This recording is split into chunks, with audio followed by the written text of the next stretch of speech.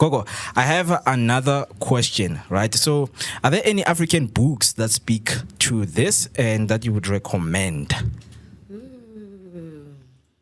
that one caught me off guard. I'm not much of a reader, guys. I won't lie. Honest to God, I'm not much of a reader. Yeah. So, no.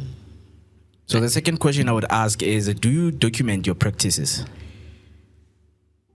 I used to document my dreams because at some point they were a lot. So, yeah, they were a lot. So I'd forget. So immediately if I wake up at like 2 a.m., I'd just quickly just jot it down.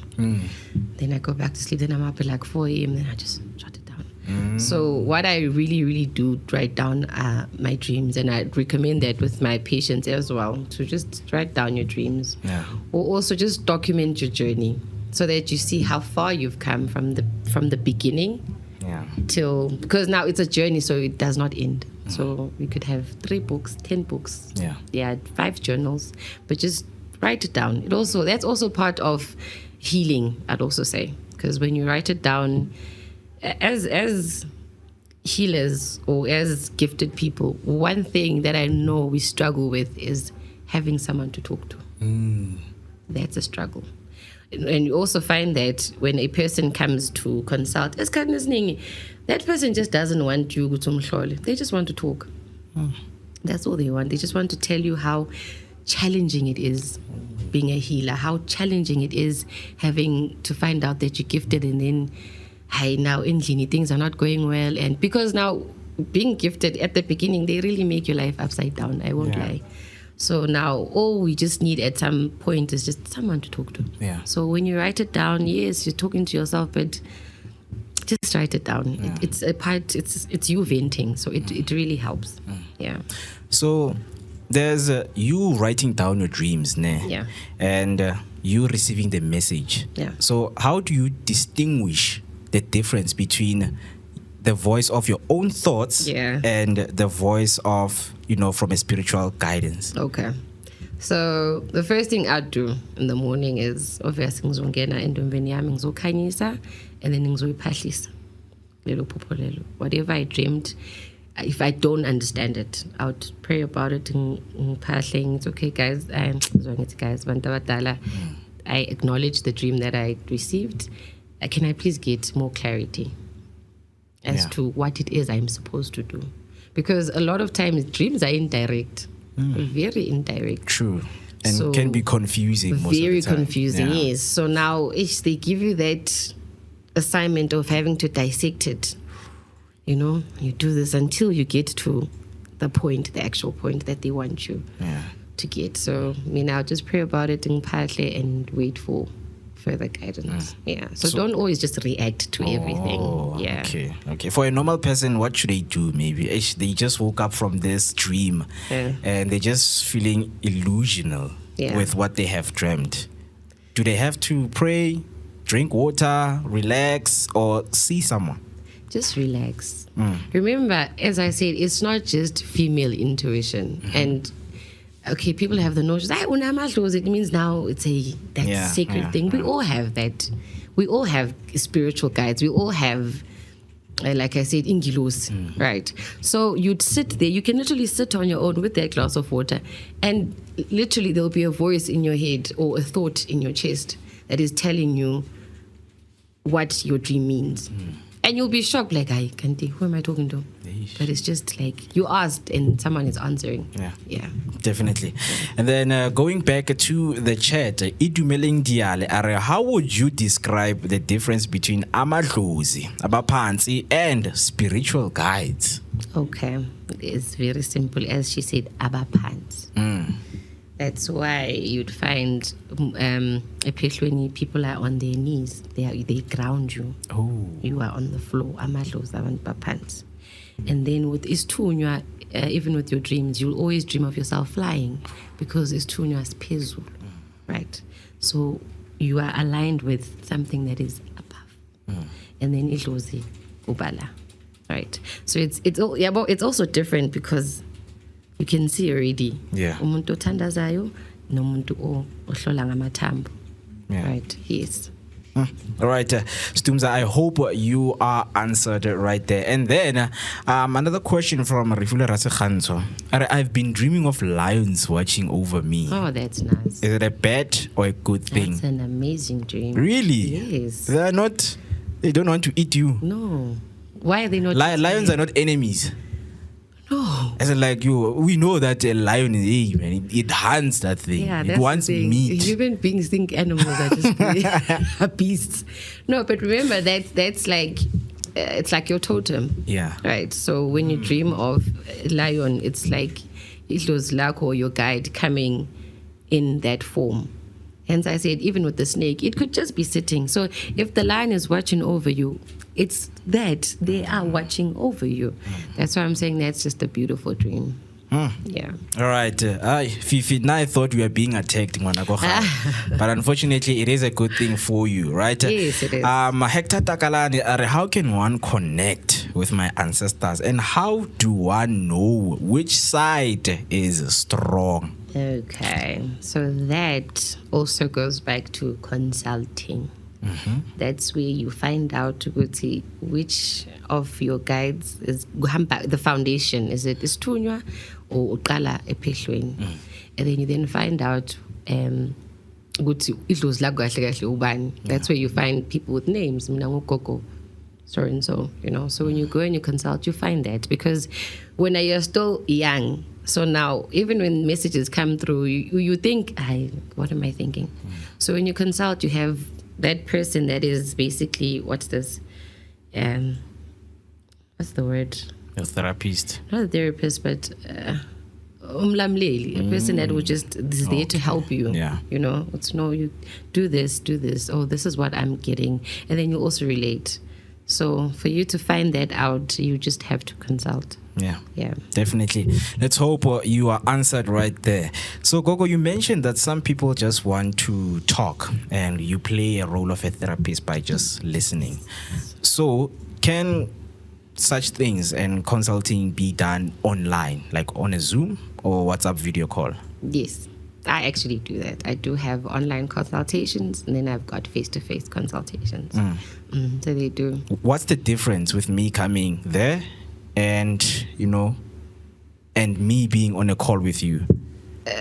There's not much of a difference, but sometimes also remember it's when I'm looking at you face to face, it becomes simpler for us to talk than on a phone. And then at some point, breaker, I didn't hear you, you didn't hear me. Yeah. And then your phone cuts off, or electricity goes, the Wi-Fi goes off. Yeah. Now the call is disconnected. So it'll be preferably for a person to go in, but sometimes people are far, so they can't. So we'll just do an online, and there's no much of a difference. So because I do both. Yeah. So lately, I don't know if you're a TikTok person, but I don't know if it's true, but we have people going on TikTok by study live, and they consult you on a TikTok. They tell you, when you need to go for an interview. Is that true? Is what true? Okay, is it? I just want to understand, whatever that they're doing, is it legit?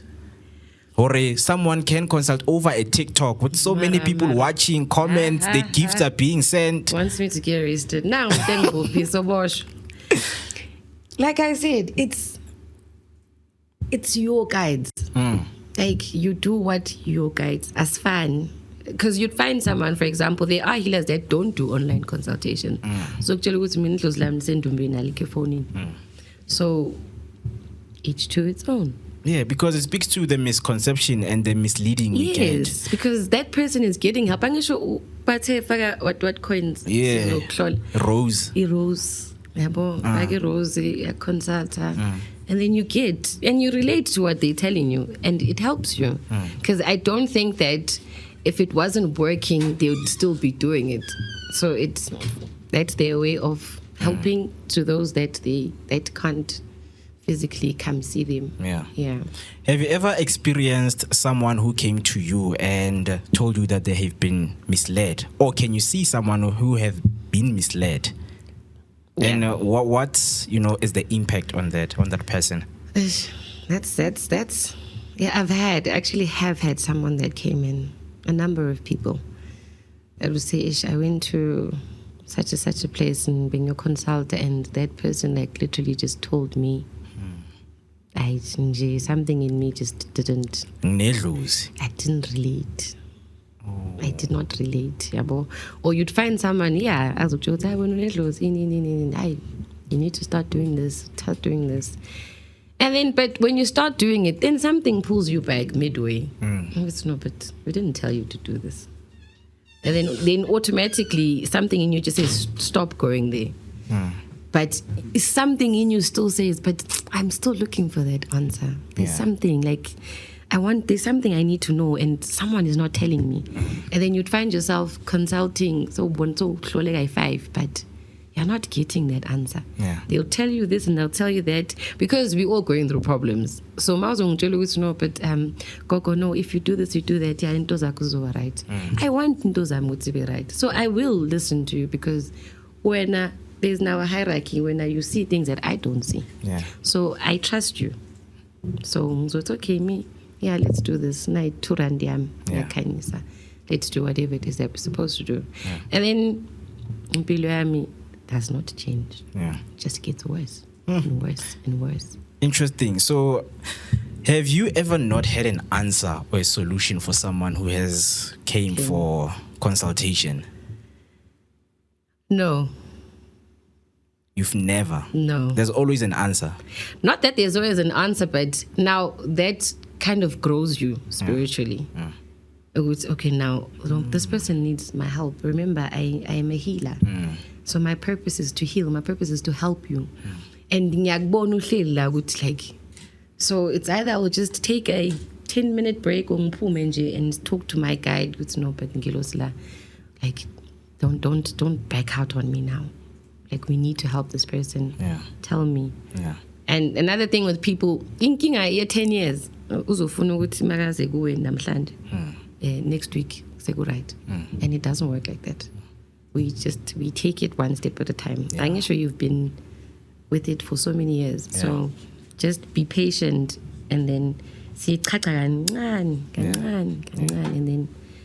But now you should see results. You should. Every time you go back, you come back with I just came to Nyenzi review just to tell you, Gogo, after that day, see this and this happened. Or I actually got an interview, so I came to tell you that it's on a Thursday.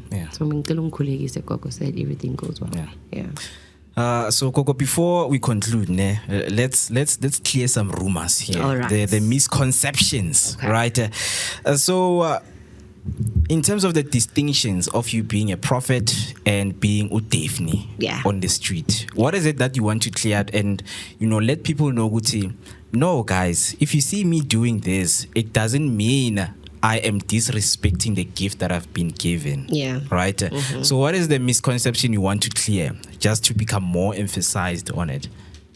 I'm human, guys. Like, when you see me in mall, or you see me walking, or you see me in I'm a human being.